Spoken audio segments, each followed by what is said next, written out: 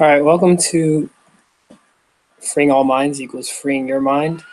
This is the day before I open up my booth at Love Light Festival, about a few miles up north from the Baltimore, Maryland area. And yeah, it's going to be a fun event. Yoga and arts. A lot of the big names from the yoga community are going to be there. A lot of, I think, 14 other healers are going to be there as well. I'm also doing a workshop on orgonite and trauma release process. So as I begin the stream, I have a couple of announcements. I'm going to have pre-orders for Pyramid Organites coming up.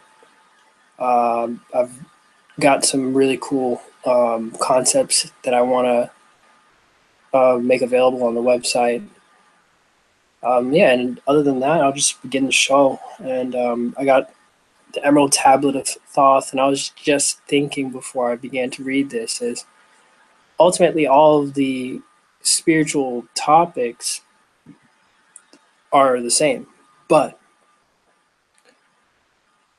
you know, just because you had a burrito one time doesn't mean you won't need a burrito again. It's really about mixing it up, creating a variety. Um, and I just really that's just like working out with the spiritual practice. You have to be able to shock the system and be unpredictable and how you're gonna what you dabble with, or not necessarily dabble, but you can dance with something that you're not too sure about. Try meditation out that you're not too sure about. Always expanding.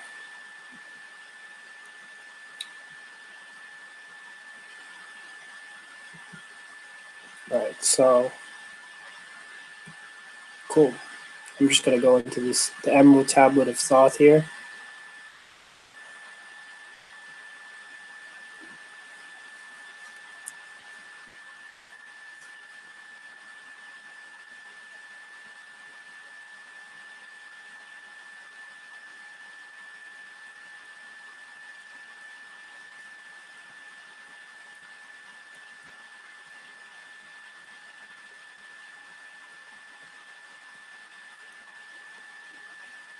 The history of the tablets translated in the following pages is strange and beyond the belief of modern scientists.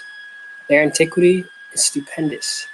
Dating back some 36,000 years BC, the writer is Thoth, an Atlantean priest king who founded a colony in ancient Egypt after the sinking of the mother country. He was the builder of the Great Pyramid of Giza, erroneously attributed to Cheops. In it, he incorporated his knowledge of the ancient wisdom and also securely secreted records and instruments of ancient Atlantis. For some 16,000 years ago, he ruled the ancient race of Egypt from approximately 50,000 BC to 36,000 BC. At that time, the ancient barbarous race among which he and his followers had settled had been raised to a high degree of civilization. Thoth was an immortal. That is, he had conquered death, passing only when he willed, and even then not through death. His vast wisdom made him ruler over the various Atlantean colonies, including the ones in South and Central America. When the time came for him to leave Egypt, he erected the Great Pyramid over the entrance to the Great Halls of Amenti, placed in it his records, and appointed guards for his secrets from among the highest of his people. In later times, the descendants of these guards became the Pyramid Priests, by which Thoth was defied as the god of wisdom.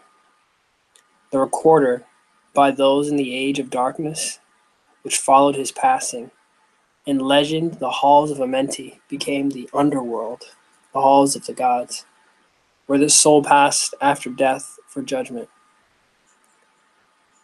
During later ages, the ego of Thoth passed into the bodies of man in the manner described in the tablets. As such, he incarnated 3 times, the last being known as Hermes, the thrice born. In this incarnation, he left the writings known to modern occultists as the Emerald Tablets, a later and far lesser exposition of the ancient mysteries. The tablets translated in this work are 10 which were left in the Great Pyramid in the custody of the pyramid priests. The 10 are divided into 13 parts for the sake of convenience. The last 2 are so great and far-reaching in their import that at present it is forbidden to release them to the world at large. However, in those contained herein are secrets which will prove of inestimable value to the serious student. Read not once, but 100 times, for only thus can the true meaning be revealed. A casual reading will give glimpses of beauty, but more intensive study will open avenues of wisdom to the seeker. But now a word as to how these mighty secrets came to be revealed to modern man after being hidden for so long. Some 1300 years BC, Egypt, ancient Chem, was in turmoil. Many delegations of priests were sent to other parts of the world. Among these were some of the pyramid priests who carried with them the emerald tablets as a talisman by which they could exercise authority over the less advanced priestcraft of races descended from other Atlantean colonies. The tablets were understood from legend to give the bearer authority from Thoth. The particular group of priests bearing the tablets emigrated to South America, where they found a flourishing race, the Mayas, who remembered much of the ancient wisdom. Among these, the priests settled and remained. In the 10th century, the Mayas had thoroughly settled in the Yucatan, and the tablets were placed beneath the altar of one of the great temples of the sun god. After the conquest of the Mayas by the Spaniards, the cities were abandoned and the treasures of the temples forgotten. It should be understood that Great Pyramid of Egypt has been and still is the temple of initiation into the mysteries. Jesus, Solomon, Apollonius, and others were initiated there. The writer, who has a connection with the Great White Lodge, also works through the pyramid priesthood. The writer was instructed to recover and return to the Great Pyramid, the ancient tablets. This, after adventures which need not be detailed here, was accomplished. Why bring that up then? Why have that even in? Before returning them, he was given permission to translate and retain a copy of the wisdom engraved on the tablets. This was done in 1925, and only now has permission been given for part to be published. It is expected that many will scoff, yet the true student will read between the lines and gain wisdom. If the light is in you, the light which is engraved in these tablets will respond. Now, a word as to the material aspect of the tablets. They consist of 12 tablets of emerald green, formed from a substance created through alchemical transmutation. They are imperishable, resistant to all elements and substances. In effect, the atomic and cellular structure is fixed, no change ever taking place. In this respect, they violate the material law of ionization. Upon them are engraved characters in the ancient Atlantean language, characters which respond to attuned thought waves, releasing the associated mental vibration in the mind of the reader. The tablets are fastened together with hoops of golden-colored alloy suspended from a rod of the same material. So much for their material appearance. The wisdom contained therein is the foundation of the ancient mysteries. And for the one who reads with open eyes and mind, his wisdom shall be increased 100-fold. Read. Believe or not, but read. And the vibration found therein will awaken a response in your soul. in cosmic harmony. Doriel, supreme voice of the brotherhood, quote unquote. Introduction to the original and interpretation of the Emerald Tablets. In the following pages, I will reveal some of the mysteries which as yet have only been touched upon lightly, either by myself or other teachers or students of truth. Man's search for understanding of the laws which regulate his life has been unending, yet always just beyond the veil which shields the higher planes from material man's vision, the truth has existed, ready to be assimilated by those who enlarge their vision by turning inward, not outward, in their search. In the silence of material senses lies the keys to the unveiling of wisdom. He who talks does not know. He who does know does not talk. The highest knowledge is unutterable, for it exists as an entity in lanes which transcend all material words or symbols. All symbols are but keys to doors leading to truths, and many times the door is not open because the key seems so great that the things which are beyond it are not visible. If we can understand that all keys, all material symbols are manifestations, are but extensions of a great law and truth, we will begin to develop the vision which will enable us to penetrate beyond the veil. All things in all universes move according to law, and the law which regulates the movement of the planets is no more immutable than law which regulates the material expressions of man. One of the greatest of all cosmic laws is that which is responsible for the formation of man as a material being. The great aim of the mystery schools of all ages has been to reveal the workings of the law which connect man and the material, and man the spiritual. The connecting link between the material man and the spiritual man is the intellectual man, for the mind partakes of both the material and immaterial qualities. The aspirant for higher knowledge must develop the intellectual side of his nature, and so strengthen his will that is able to concentrate all powers of his being on and in the plane he desires. The great search for light. Life and love only begins on the material plane, carried to its ultimate. Its final goal is complete oneness with the universal consciousness. The foundation in the material is the first step. Then comes the higher goal of spiritual attainment.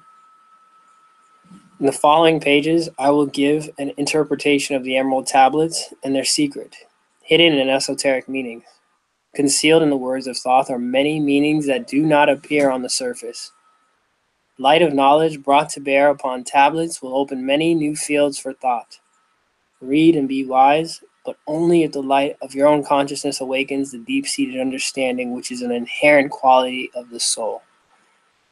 In the threefold light, Doriel.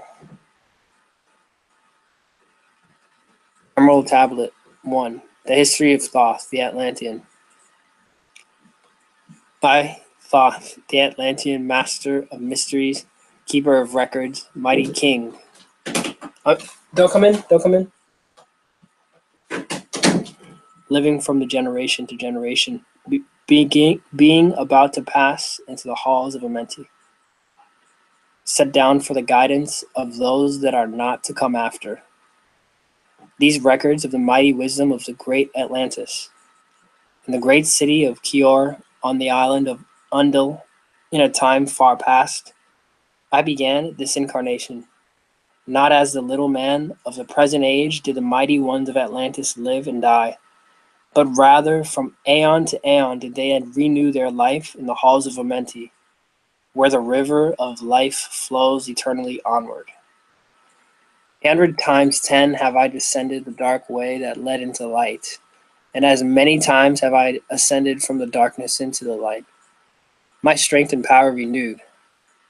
Now for a time I descend, and the men of Chem shall know me no more. But in a time of yet unborn I will rise again, mighty and potent, requiring an accounting of those left behind me. Then beware, O men of Chem, if ye have falsely betrayed my teaching, for I shall cast thee down from your high estate into the darkness of the caves from whence ye came. Betray not my secrets to the men of the north or the men of the south, lest my curse fall upon ye. Remember and heed my words, for surely I will return again and require of thee that which ye guard. Aye, even from beyond time and from beyond death will I return, rewarding or punishing as ye have requited your trust. Great were my people in the ancient days, great beyond the conception of the little people now around me, knowing the wisdom of old, seeking far within the heart of infinity knowledge that belonged to earth's youth. Wise were we with the wisdom of the children of light who dwelt among us.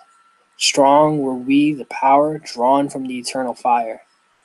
And of all these greatest among the children of men was my father, Thothme, keeper of the great temple, link between the children of light who dwelt within the temple and the races of men who inhabited the 10 islands. Mouthpiece, after the three of the dweller of Unal, speaking to the kings with a voice that must be obeyed.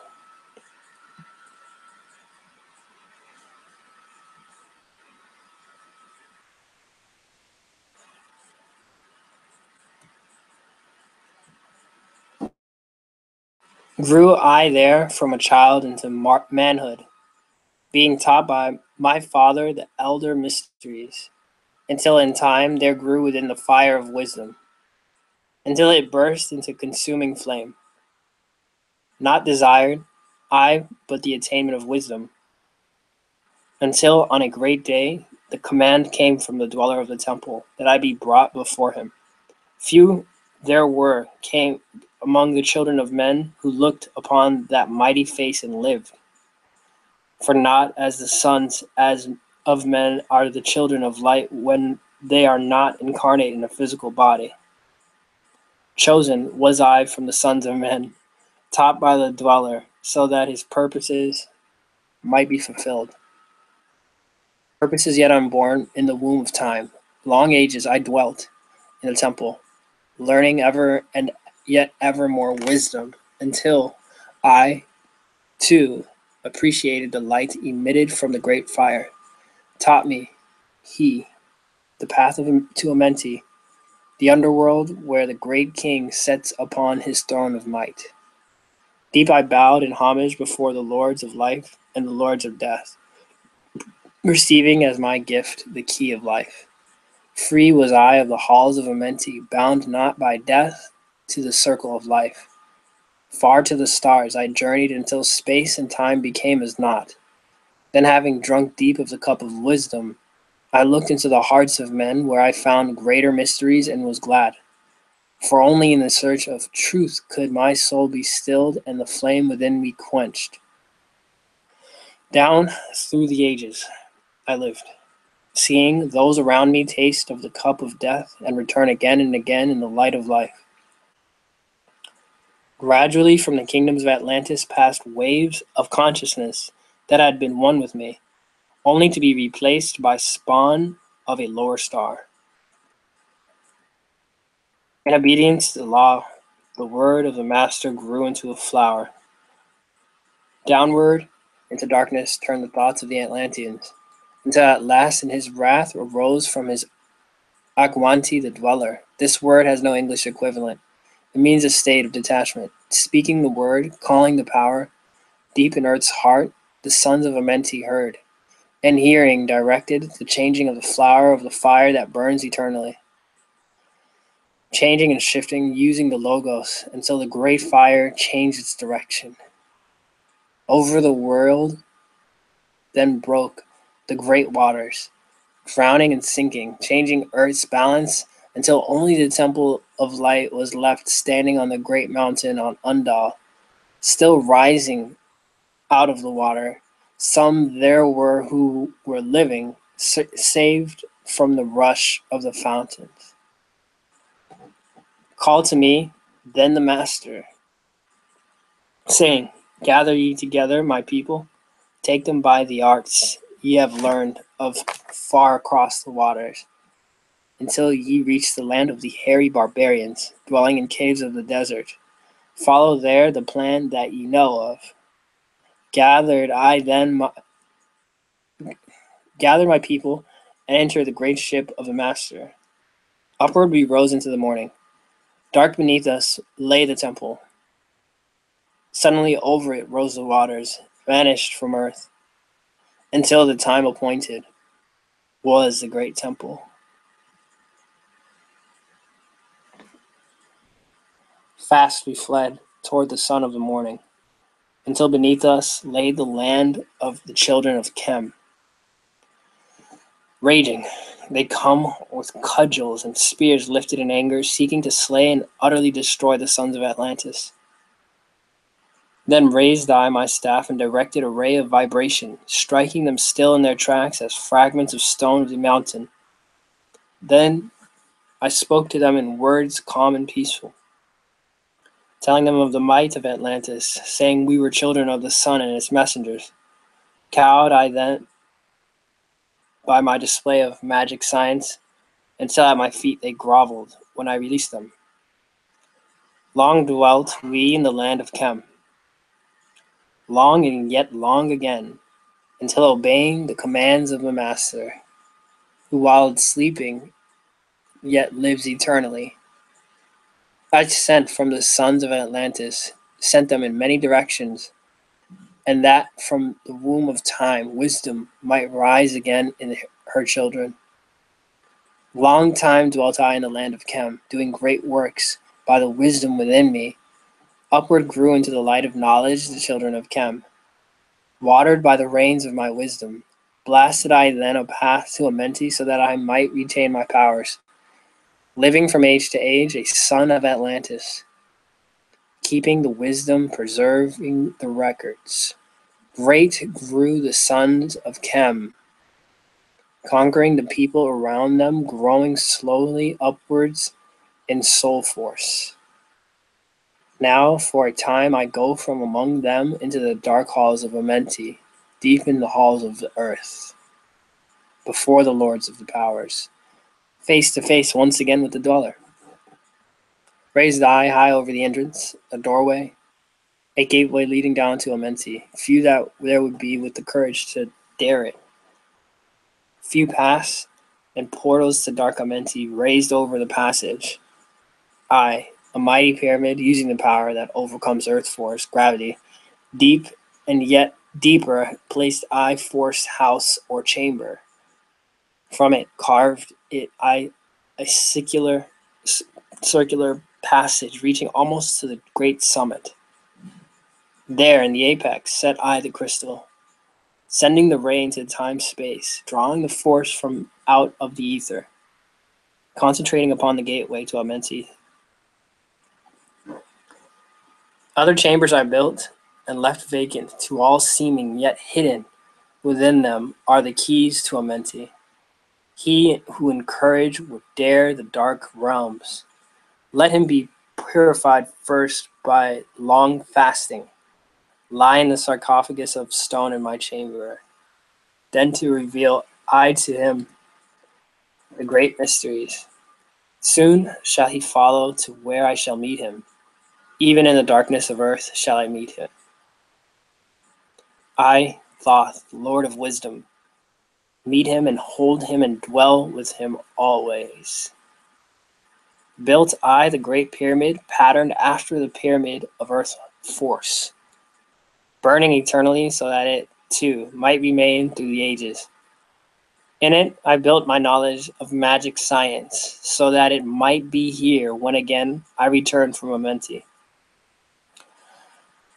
Hey, while I sleep in the halls of Amenti, my soul roaming free will incarnate, dwell among men in this form or another. Emissary on earth am I of the dweller, fulfilling his commands, so man might be lifted. Now I return, I to the halls of Amenti, leaving behind me some of my wisdom. Preserve ye and keep ye the command of the dweller. Lift ever upwards your eyes towards the light. Surely in time ye are one with the Master. Surely by right ye are one with the Master.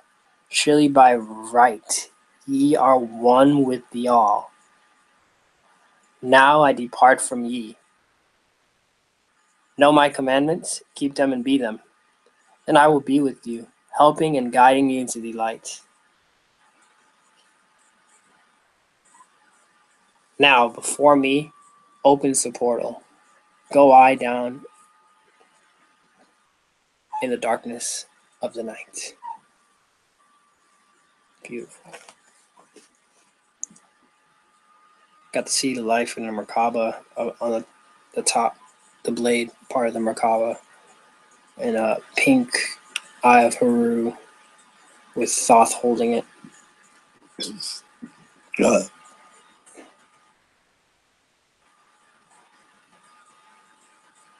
Emerald Tablet 2, The Halls of Amenti.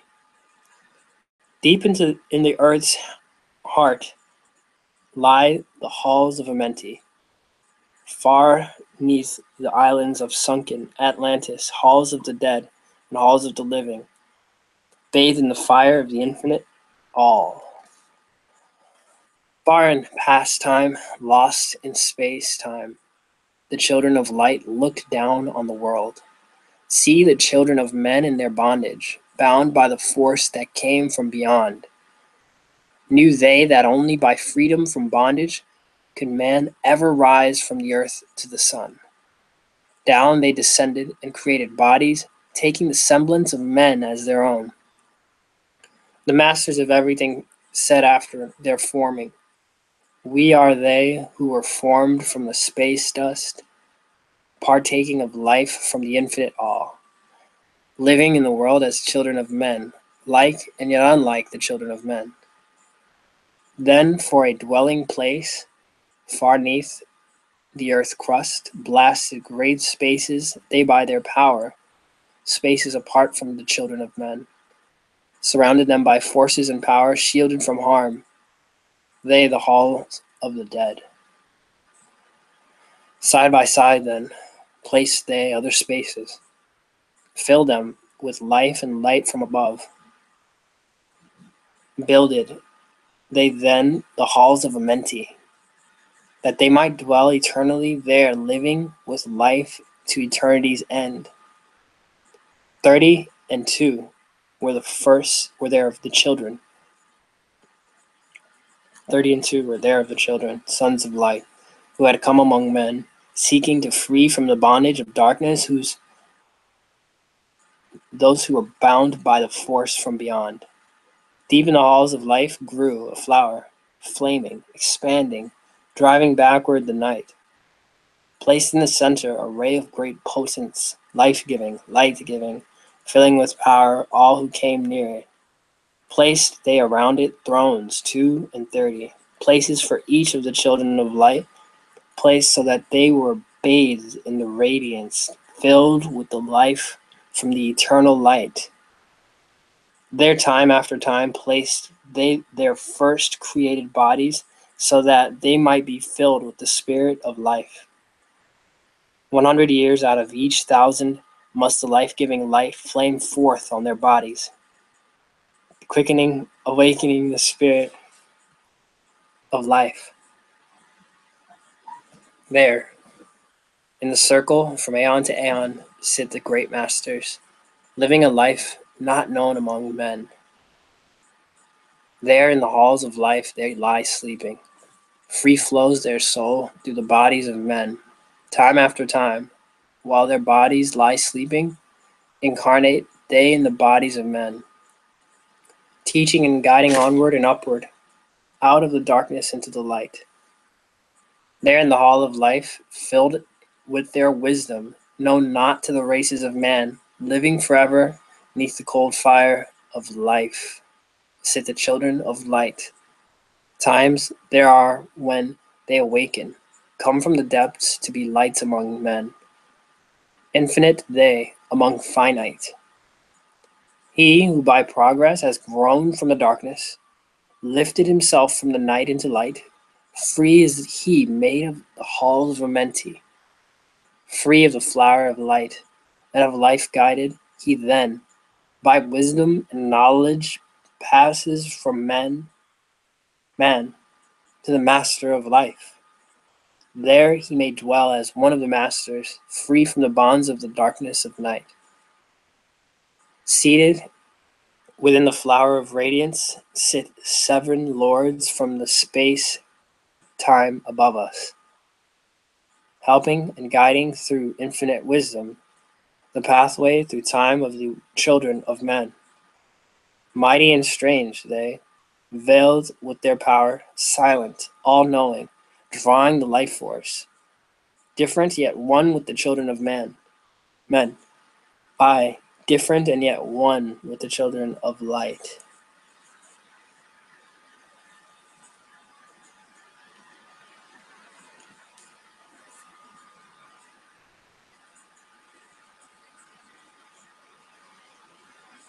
Okay.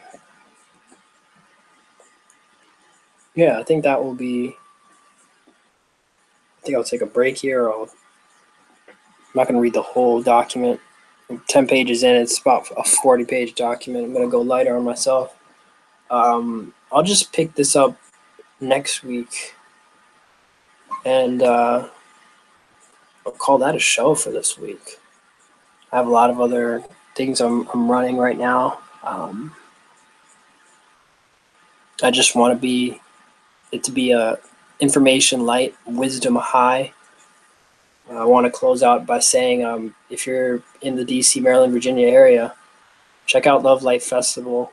If you're into yoga, if you're into art, if you're into music, if you're into healing, if you're into evolution, that's the place for even anywhere on the East Coast. Philly too. If you're on the Philly side, New Jersey side, Virginia side, come through. All right, that's it. Freeing your mind equals freeing all minds. Albert Harper as your host, signing out. Peace.